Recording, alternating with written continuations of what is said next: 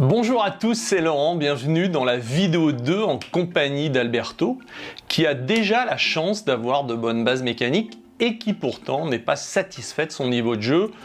Je voudrais d'abord rappeler à Alberto que la performance passe par la maîtrise technique, mais aussi par une action simple. Il ne faut pas réfléchir en jouant. En réalité, il faut passer du cerveau gauche, l'intellect, au cerveau droit, l'action, et pour ça, il faut respecter un cheminement en 3 étapes. La première étape influence la mécanique. Le champion prend en compte sa dynamique du bus, par exemple. La première étape est un moment où le joueur est dans la réflexion. Ensuite, dès qu'il prend la décision de jouer, il se met en relation avec la cible, soit par la ligne de jeu, soit par le point de chute, et le passage du cerveau gauche, la réflexion, au cerveau droit, l'action, se fait par la relation avec la cible. Dans un premier temps, elle valide que vous jouez pour aller vers quelque chose, et l'idéal, bien sûr, est que la cible conditionne votre mouvement. C'est à ce moment-là que vous ne réfléchissez plus pour faire et que la performance est optimum. En observant Alberto, et bien sûr beaucoup d'entre vous, le rappel de ce cheminement me paraît nécessaire. La première étape, vous conditionnez votre mouvement par votre routine. La deuxième étape, vous mettez en relation avec la cible. Et troisième étape, feu je joue pour toucher ma cible. Quand on est dans la situation d'Alberto avec de bonnes bases mécaniques, la priorité pour être régulier, hormis de ne pas réfléchir en jouant, doit concerner l'alignement. Je suis certain qu'Alberto travaille son alignement. Beaucoup d'entre vous positionnent des baguettes sur le sol dans ce but. Ce n'est pas mal, mais votre alignement est canalisé par les baguettes. Le problème est que sur le parcours, il n'y a pas de baguette. Je vous conseille d'utiliser l'alternance. C'est plus efficace car vous êtes partie prenante de la mise en place de l'alignement.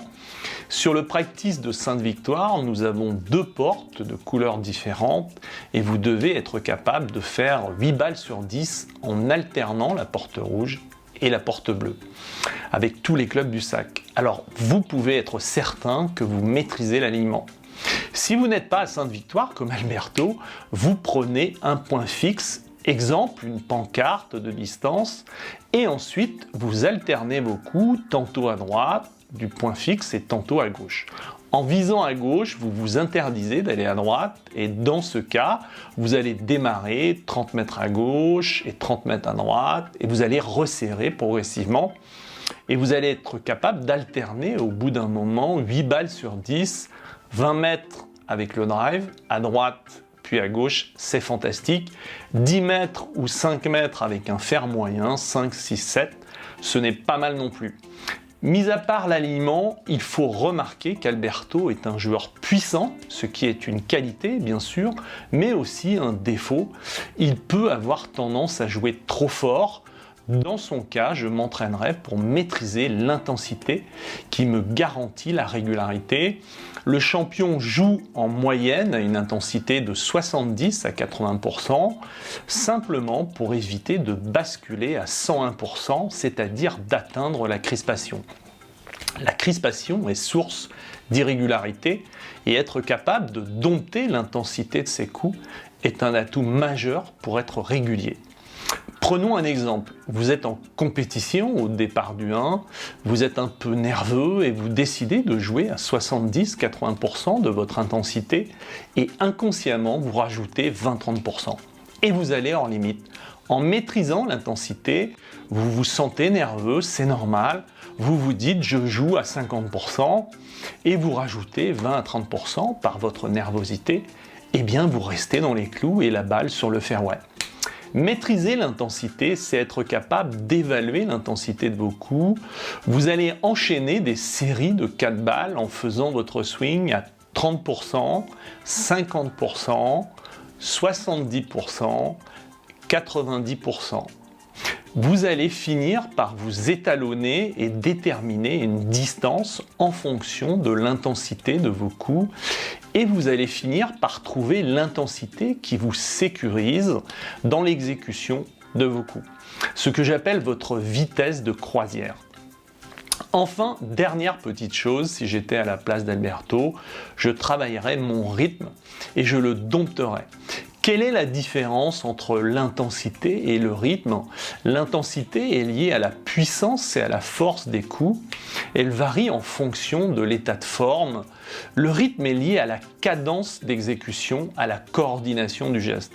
Dans un swing de golf, un bon rythme permet d'avoir une accélération de la tête de club dans la zone de traversée, quelle que soit l'intensité utilisée.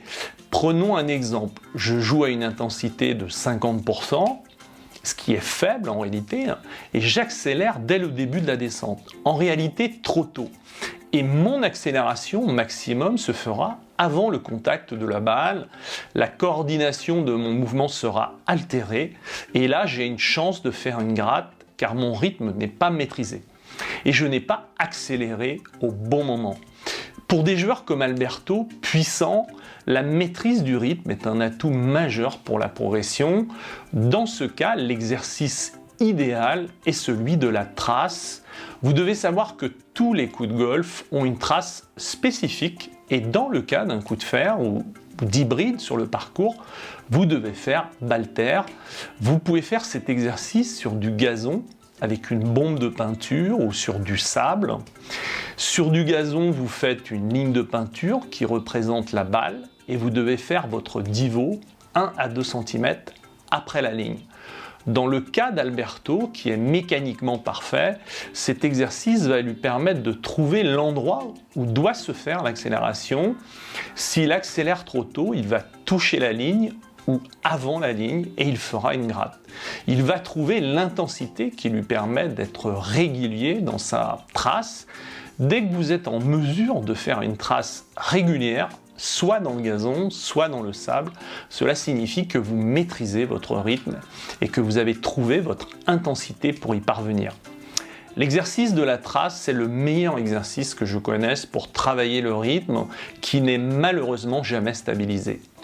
Concernant Alberto et les autres joueurs en possession de bonnes bases mécaniques, vous devez orienter en priorité votre entraînement sur la performance et son évaluation plus que sur la mécanique. La maîtrise de l'alignement, de l'intensité, du rythme sont des notions qui ne sont jamais stabilisées. Elles sont prioritaires chez un bon joueur. Quand vous êtes en possession de 4 bases mécaniques comme Alberto, vous ne devez pas perdre votre temps à faire uniquement de la technique. Si vous êtes comme Alberto avec de bonnes bases mécaniques, je vous conseille la formation en ligne Swing Express Découverte. Cette formation est un condensé de la formation Swing Express. Elle vous est livrée en 2 modules de 10 vidéos.